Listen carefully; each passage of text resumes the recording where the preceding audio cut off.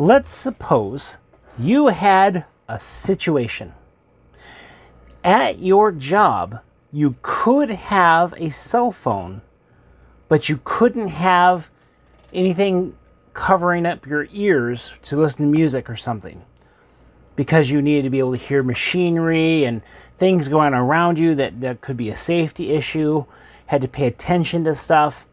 So you couldn't be on your phone, but you could have it with you. You could listen to music, but you can't have headphones. And let's look at options here. Obviously, you got your earbud type devices, which those wouldn't work because they'd be covering up your ears. So that won't work. Well, you could have a Bluetooth speaker like this one, and that would work, although you got this big old thing and you're going to be moving around doing stuff. Well, you could just get a little clip and have this on your belt loop. But, that would hit stuff and could get annoying, maybe snag on equipment and things like that. So maybe that wouldn't work well. And you may just think, well, that's ridiculous. Who would possibly have such a scenario like that? Well, actually, I have a friend that works at a place like that, and I did put in my application and resume over there, and they weren't interested apparently, but I'm okay. I'm not bitter. Anyway, what to do? Well, this is a small speaker. About, 15 years ago or so, these were really popular. What it is, these are not Bluetooth. You'd plug this in and charge it, and you could have it plug into the audio on a laptop computer. They're very popular with laptop computers or other not sure about mobile gaming and stuff like that, but you could have it play music, and you plug it into an MP3 player, things like that. And they gave pretty good sound quality, pretty loud, volume-wise. That's what it could go. This one's cord was just falling apart. Whatever rubber they had on the cone was just peeling off, and so I replaced it with some other stuff. But this is a one possibility. But you can't just plug this into your phone. At least a lot of people can't, and there's a lot of cord and stuff to mess with since it's not Bluetooth. What if you took an old earpiece like this one and combined it so the two worked together? You could build your own Bluetooth speaker of sorts. So that's what we're going to try to do. I say try because honestly I don't know if it will work. There's one problem. This one is not turning on. I opened it up a while back to try to figure out what was going on, and I discovered the battery is not charging at all. I can't get any kind of current out of the battery. So, if it's something wrong with the battery itself, no problem. Because what you can do is basically connect to it, have the audio out, we'll go to the little speaker here, go into the speaker input on this guy. But we also have a dead battery. Now, if it's something wrong with the board, it's obviously not going to work. I have another one somewhere. I set it aside for this project. I did. And I can't figure out where I put it. I even resorted to cleaning up my office, going through all sorts of stuff, found a couple different things I forgot I had. But I organized that all up, and I still could not find the old Bluetooth headset I had. So, because that one worked, but what happened is the speaker broke and was kind of hanging out and stuff. But, so what do you do? Well, for taking this guy apart, you have to examine this. The speakers, if you just look through, you can see the speakers up here. Looking here, you can see the battery. That's what I like about the transparent or translucent plastics, because you can actually see what you're working on a little bit better. But when you're talking, I'm not going to say this is always the case, because there may be some oddball situation that doesn't match this. But it's been my experience, almost all of the smaller batteries like this run on the same voltage. Cell phones seem to always be 4.5 volts, and these small electronics seem to always be 3.7 volts. I don't have a microscope on my for a cell phone or hooked to a camera or anything that I could use. But trust me, if you look real close here, it says 3.7 volts, and there's 3.7 volts and 75 milliamp hours. This guy is 3.7 volts and 500 milliamp hours. So obviously it's a bigger battery. Generally speaking, when you have a larger battery, what it is it has a longer duration for it to run at voltage. Of course, if they were different, if this voltage was higher, we could just put a resistor going to the headpiece and then you'd be fine. So what will happen is, if it works, it'll be like pairing this to your phone. You won't have a speaker. Well, you kind of will, because this speaker would still work. So if you get a call, it could get a little confusing because all the little buttons won't be working.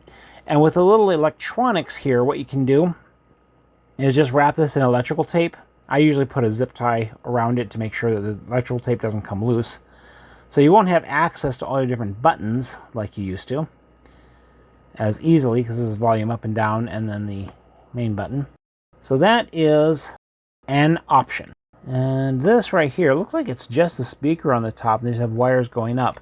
So the speaker, because we actually don't want to take the audio from this, so we could actually just solder those off, put those on this lead here for the, or just connect those wires to the speaker here, and then you'd be fine.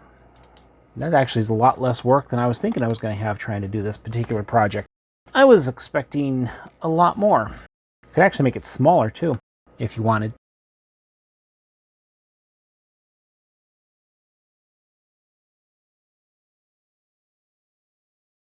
Now, for a soldering iron, I just have this old guy.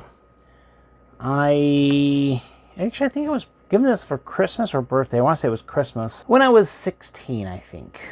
Around that, give or take a year or two. Usually not an issue on it. Now, when it comes to soldering, yes, you can spend, the sky is the limit. You could spend hundreds of dollars on these soldering kits that have these stations built onto them, that dials that you can adjust. If you want to get into it and seriously do that, yes, those do make it easier. If you're wanting to just experiment and tinker around with it and try it out, or you just have a little project you want to work on, these guys, I used to be able to get these for like $25. I don't know if they're still around that, but you can get them. Use those simple little projects, find out if it's something you like, but I will give you some hints. You want to have, from time to time, it's just going to get a junk buildup on the end here. And you'll need to take some sandpaper when it's off and cool. You know, basically sand it. You'll have a copper end there, and you'll use some solder to create a point on there so you can see damp. Literally, it's an old, well, it's not old, it's new, but I've used it for many years. But it's just a kitchen sponge that you get it damp so you can wipe off and clean the tip.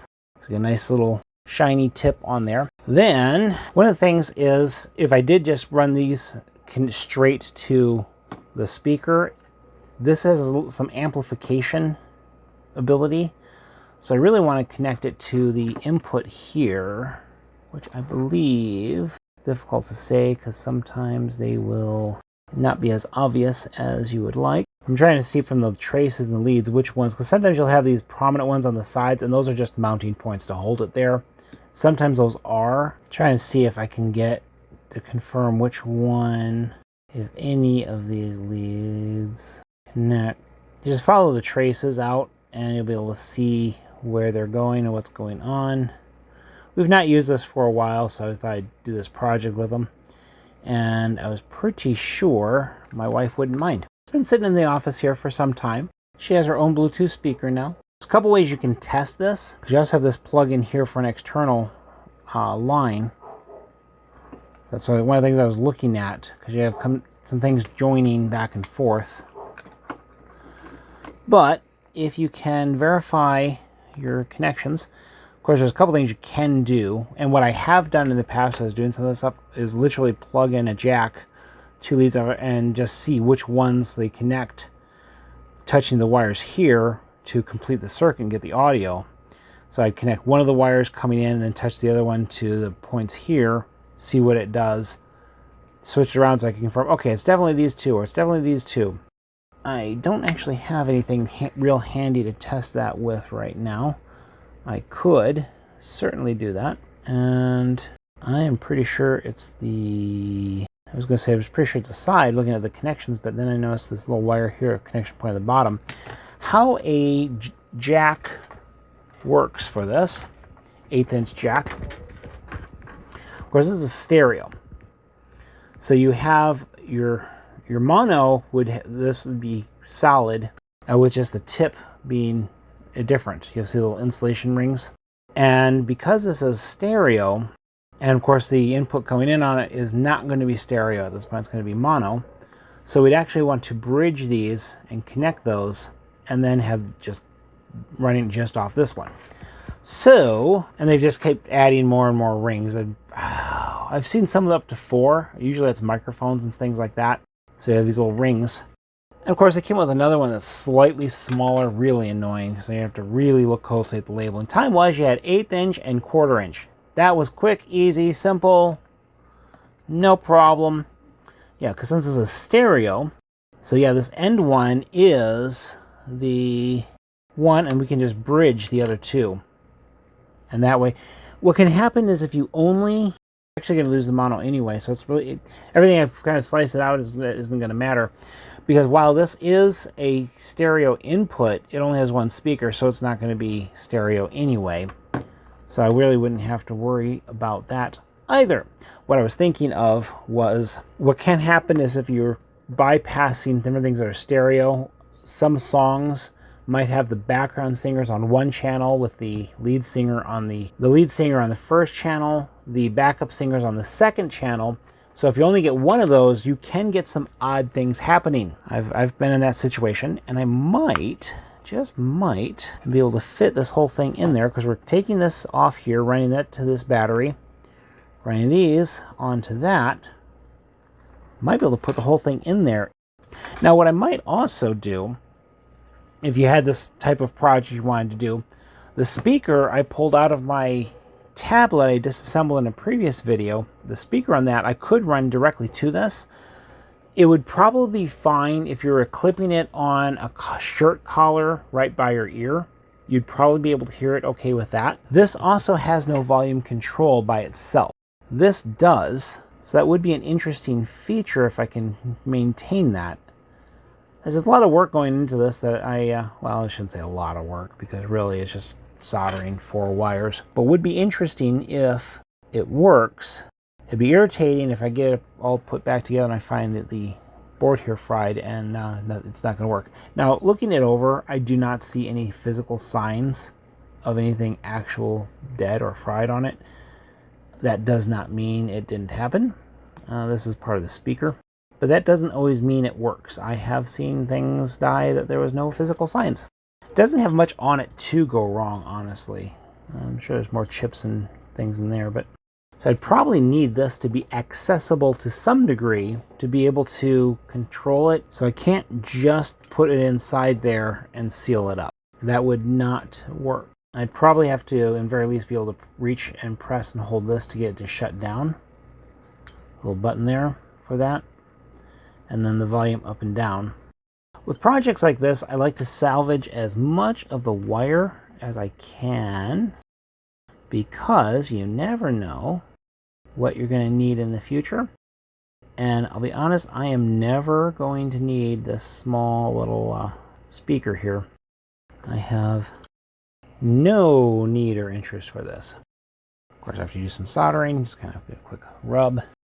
Take all your little impurities and buildup and whatever off. Pull this guy out. This was a little catch to help prevent the wire from being pulled through and keeping that spaced out so it looks nice. I'll keep that for now. Might need for reference for the buttons.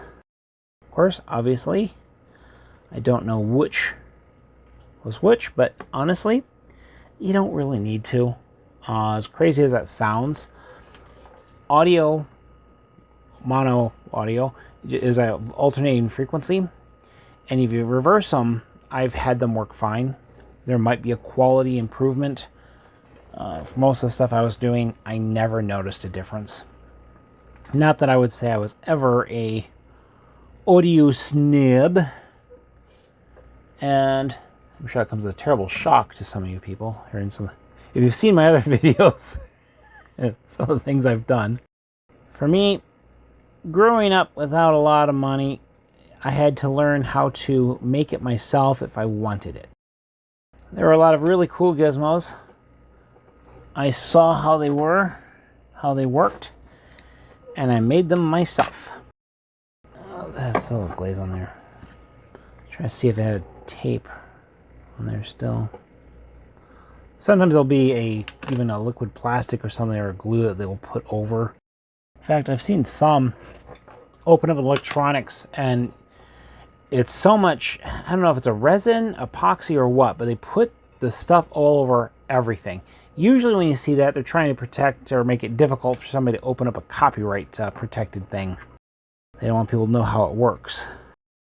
They're not always successful. I'll just say that. Now, the reason I put the clamp on the wire is literally to make sure I can pull it off. So there's not a lot of space to work with. It has a small circuit board on it. Part of me would like to take it apart, but you do run into some challenges taking apart batteries. I highly recommend against it. Yeah, that's right. Max agrees. Don't want to do that. Trying to see what the chips are, because it actually has chips on the other side of it. So it's probably a charging circuit designed to make sure it only charged with a proper adapter or something. Or they don't want people messing with it. Now, I can put extensions on there and give myself much more room to work if I want. I don't think I have any really small wires like this. But battery leads, the simplest thing to do would be just to connect onto the battery leads and bring them off, because that way I can then mount this wherever I want.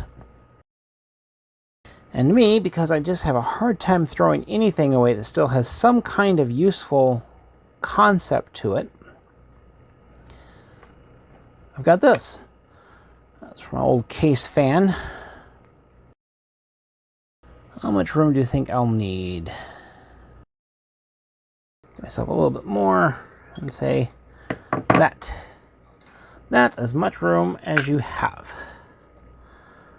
Make it work. Now there's a variety of ways to strip the end, particularly since this one's wavy. I kind of prefer just touching the end with a soldering iron, so you melt the jacket a little bit, the insulation. Twisting them together. These are stranded, which means there's a bunch of little wires in it.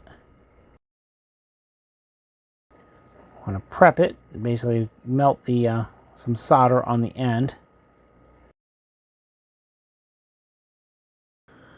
Things I have had happen is trying to get one wire on here, the other wire falls off.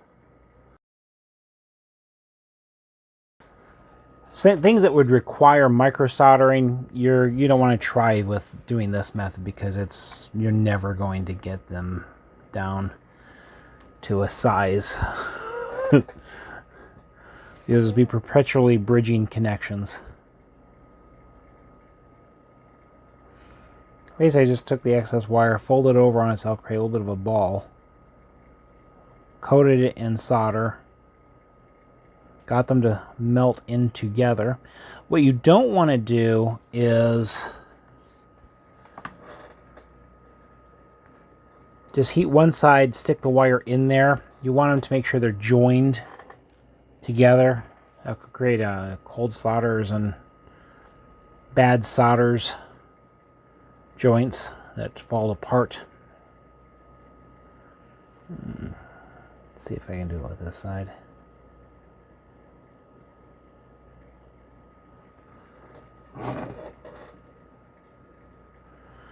Here's one situation where slightly stiff tools can come in handy. Make sure it's float around. I do not claim to be the world's greatest solderer. I'm sure people will put in the comments I don't know what I'm doing. I don't care. I know what I want to do, and that's what I'm doing.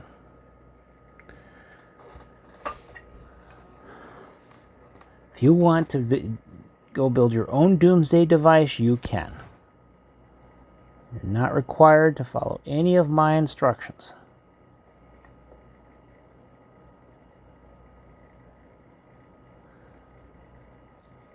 Solder's a little flatter, so it's a little hard to get them all.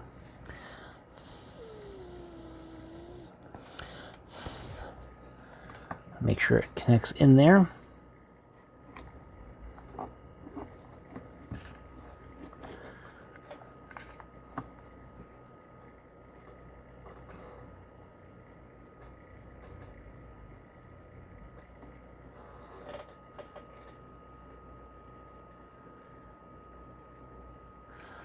Should be good. A little tug there just to make sure. All right. Now, just need to connect those two to this guy. What I prefer to do when I'm doing wire to wire is if you just solder the wires together under heat, which you will have some heat when there's current going through it, it can actually liquefy the solder if it gets hot enough. Solder, if it has current going through it, will soften or even liquefy. That's why eventually one of the things that kills a lot of electronics, like video cards, which are known to be quite hot, just in time that solder will work away. And that's why sometimes baking it will bring them back. It's an old trick. I'm not going to go into that. I've never done that or needed to. Well, I shouldn't say needed to. I've had a few video cards die on me over the years, but usually it's because they're so ridiculously old. Oh. There was no doubt when those suckers die on mine. Let's expose just a little bit more on this guy.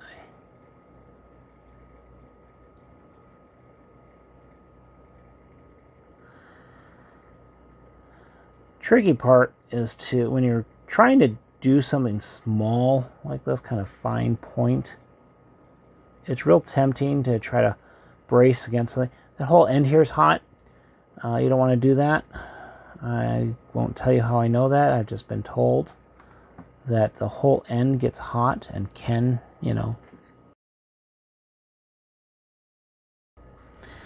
But if you can get the wires to wrap around each other and twist them together, then use the solder to hold it together, it'll last a lot longer and be better. Ideally, if you can get it to hold together without the solder, then you can be pretty sure it's good. Technique I've done many times before.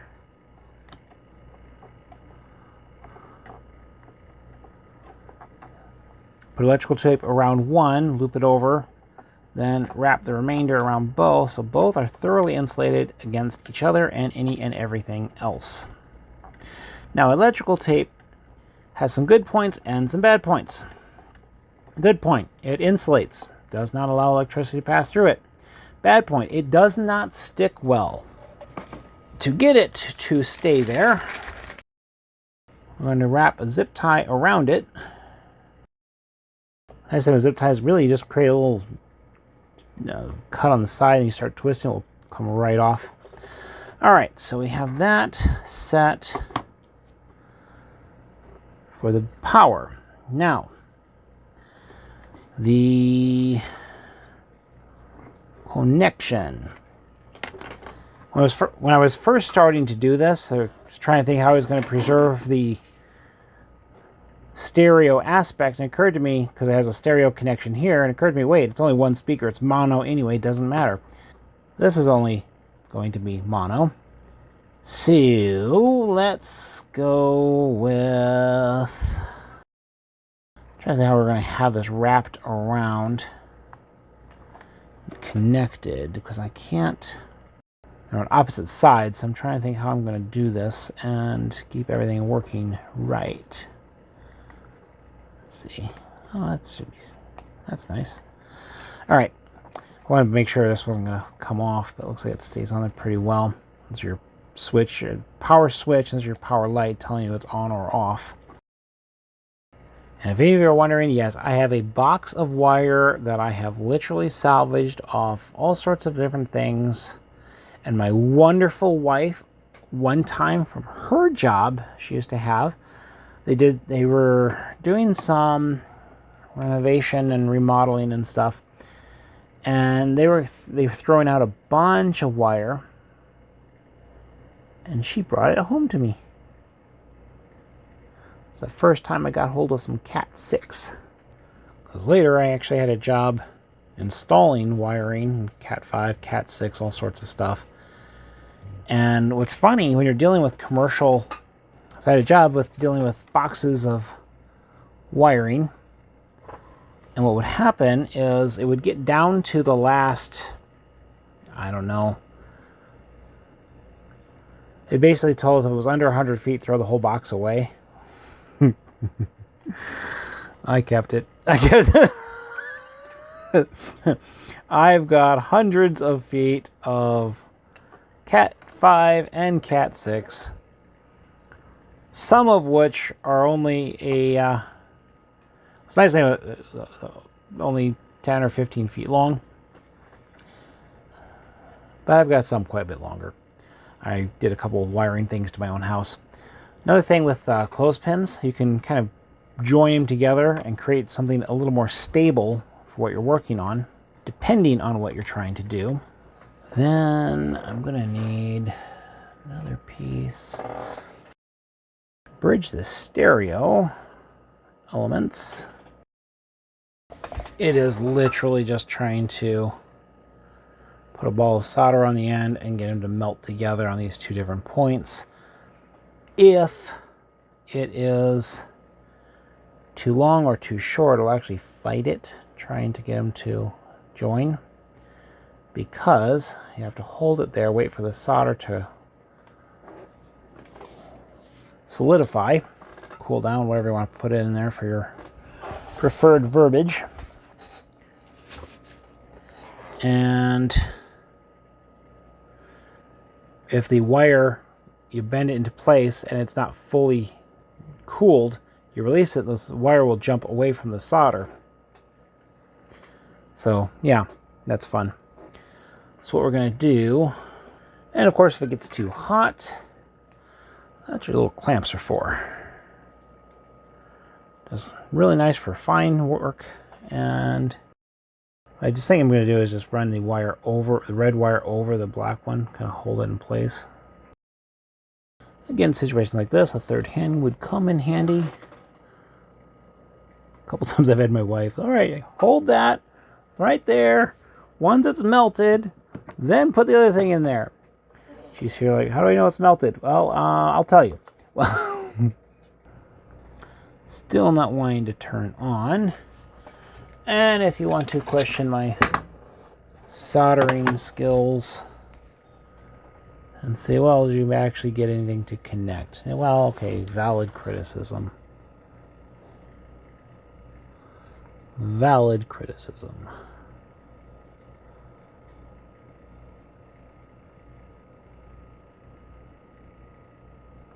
We got voltage. So it's definitely connected. The earpiece is definitely getting current.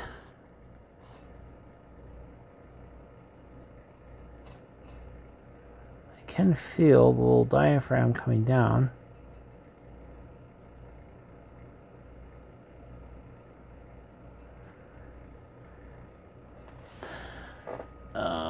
Let's try this.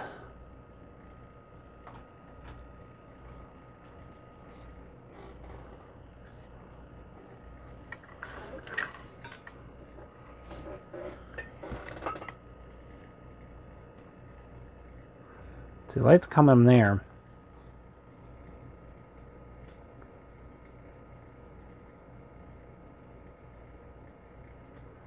A lot of these will charge or be usable. Ooh, I heard something. I was not sure it was going to kick on. Hear a very faint tap on the new device that defines itself as an earbud. I'm actually a little surprised. I was not sure this was going to work. I've never been able to get this thing to kick on. So let's try this. Alright, I am trying to see why it's still giving me audio Bluetooth device. It says audio calls. It is not piping the sound through it. Can't see why.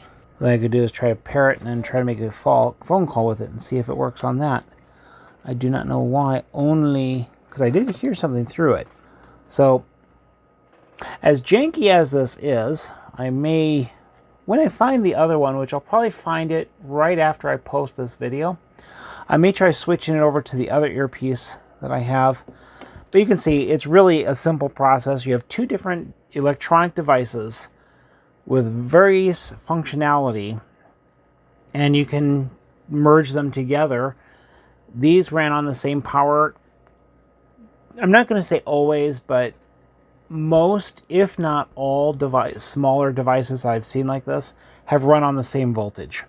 So I would think that they're all going to be the same based on experience. Once you get all those connected, just running the power together. You could even have them with separate batteries, just charging them separately if you wanted to do that. It's just complicating the whole thing, but depending on the setup, I have seen times where you couldn't merge them together. So that is a possibility as well, and just using the one to feed audio to the other. I would like to amplify it a little bit louder. I thought it'd be louder than that, but given the fact that this earpiece is designed to drive just a tiny little speaker, that's why I thought this amplification here would boost it. But it's probably gets still quite a bit stronger signal than what it would get from a laptop computer. But that is basically how you could merge two different devices together. So for what it's worth, it does work. It does do the job, kind of. It's just not doing it the way I want it to.